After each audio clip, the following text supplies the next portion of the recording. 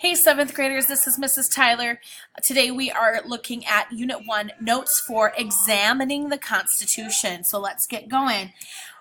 We talked the other day about how we had 7 guiding principles of the Constitution that the Founding Fathers had agreed on to help guide them as they wrote the Constitution. And then Notes 3 was all about how our Founding Fathers had some arguments and the things that they were wrestling with and not always agreeing on. And we read a play.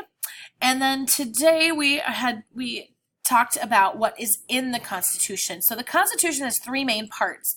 We have the preamble, the articles, and the amendments. So let's take a peek at what's in each one of these. There's the preamble. The preamble is the introduction of the Constitution. It tells us the purpose of the document. Okay, so in the preamble, it states, "We the people, in order to form a more perfect union, establish justice, ensure domestic tranquility, provide for the common defense, promote the general welfare, and secure the blessings of liberty to ourselves and our posterity, do ordain and establish this Constitution for the United States of America." And that is what is in the preamble. Now, some of those words are very 1787 and fancy and kind of not really very 7th grade friendly. So in just a second here, we are going to take a look at what each of those statements actually means.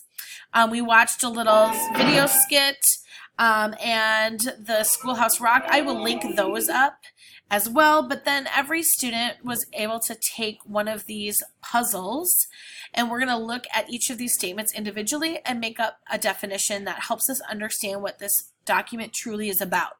So the preamble starts with "We the people of the United States." This goes back to when we took notes too. We had the 7 guiding principles of the Constitution, and one of those guiding principles was the term popular sovereignty.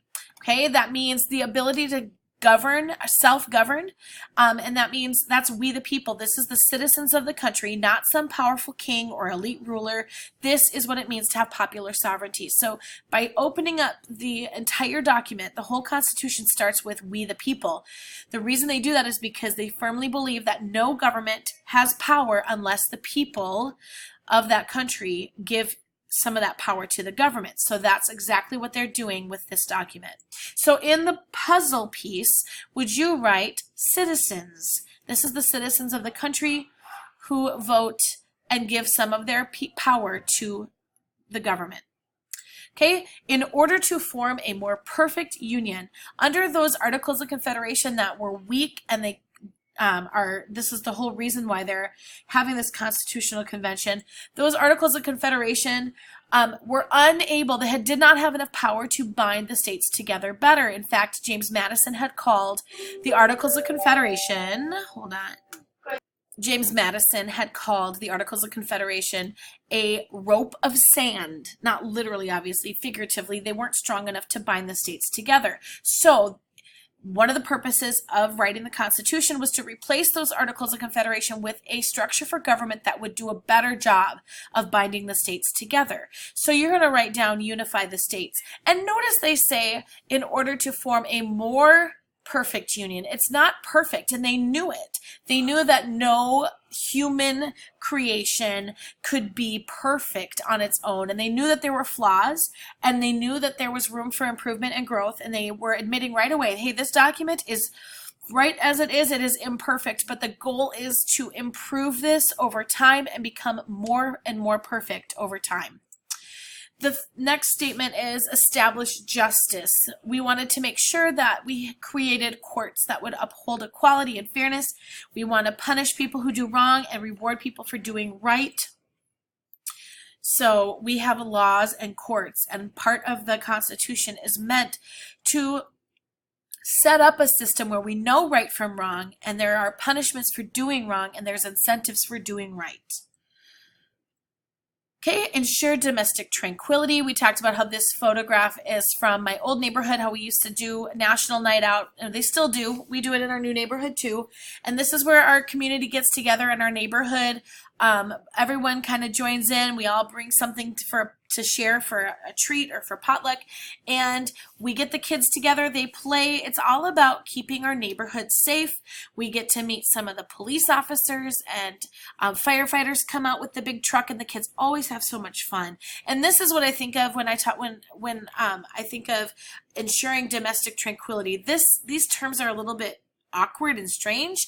Domestic means at home. Tranquility means peace. So we want to keep peace between our states, within our country, keeping our neighborhoods safe. Okay, so that's ensuring domestic tranquility. Provide for the common defense. We wanted to have a military, one military to protect the whole country, the whole nation, from other countries that might try to harm us. So in your puzzle, please define that as a military. This is to have one way to defend our country.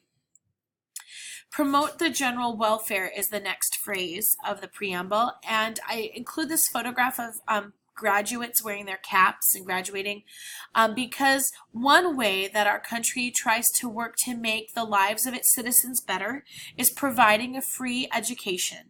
So if the example, the reason why we have you go to school is so that we can promote the general welfare. We can look out for citizens' well-being by supporting a society in which people have opportunities to prosper. We can't guarantee that you prosper and that you use those opportunities wisely, but we can support some of those opportunities so that you can grow up and you can be well educated and use that knowledge to go out and do great things for our country and for yourself. So we do things that support the general welfare. That is the well-being of our country. Secure the blessings of liberty to ourselves and our posterity.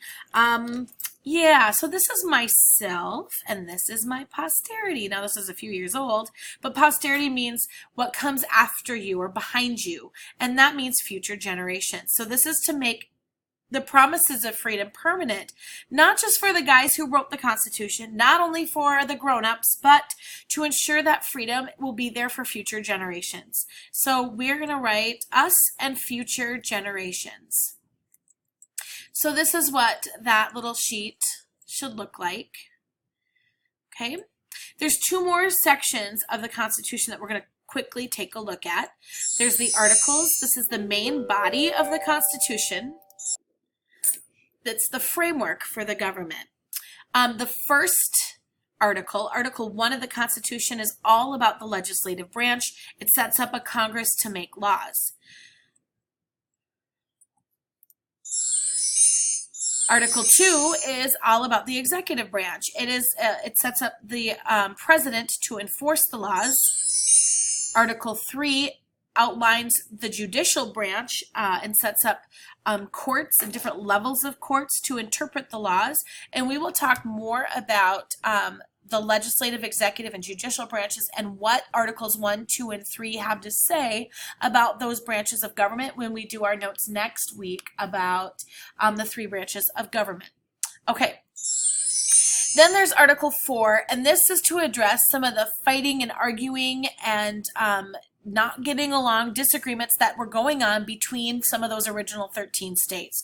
And so this outlines like, hey guys, you got to be nice to each other. You got to respect each other's laws. States need to cooperate and get along.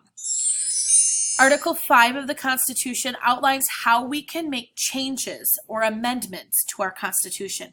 And they didn't want this happening all the time because if you change something too often, then it's not something that is really reliable. But they also wanted this Constitution to be a living document, meaning once the founding fathers that wrote this, the framers of the Constitution, once they're dead, they didn't want this to be out of date and die with them. They wanted us and future generations to be able to apply it to our needs and make changes as needed. But those changes have to be a little bit tricky to make so that they're not just making constant changes. Article 6 of the Constitution talks about national supremacy. It establishes that once this Constitution becomes the new structure for government, once it's ratified, it will be the highest law of the land. That means all of the states will be able to write their own state laws, but they all have to align with, and they can't conflict with the actual Constitution itself. And the seventh article, Article 7 of the Constitution, talks about how to make the Constitution the highest law of the land, and that is to ratify it. And you needed 9 of the 13 states to approve it or ratify the Constitution and make it the structure for our government, and that happened in 1788. The last portion of the Constitution that we look at are the amendments. Amendments are changes made to the Constitution. That's what makes it a living document that we can apply to every generation. It's still legit. It still works for us because we have this process outlined for us in Article 5. This is how we can make changes. There are 2 ways. The first way is that Congress, the House of Representatives and the Senate can vote on a proposed amendment, and if 2/3 of both houses of Congress vote in favor of it, it will become an amendment and added on to the Constitution. The second way is a convention of states can be organized and called to order, and every state can be in attendance to that or send someone to attend that. And if 3/4 of the states vote during a convention of states to approve and add an amendment to the Constitution, then it will become a part of the amendments, a part of the Constitution. The first 10 amendments that we have as part of the Constitution are what we call the Bill of Rights. In our next set of notes, we're going to talk about the argument over the decision of whether or not to ratify the Constitution, and there are going to be some group of people who say it's a great Constitution, let's do this, let's ratify it, and there's going to be others that are going to say there's some things missing here we want to make sure exist.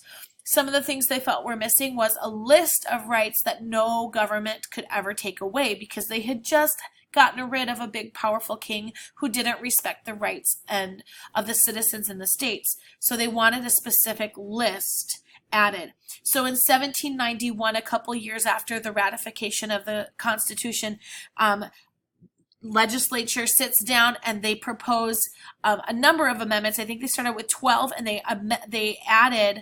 they ratified 10 of those amendments, and those first 10 amendments that were added are the Bill of Rights. We will talk about the Bill of Rights more in Note 7.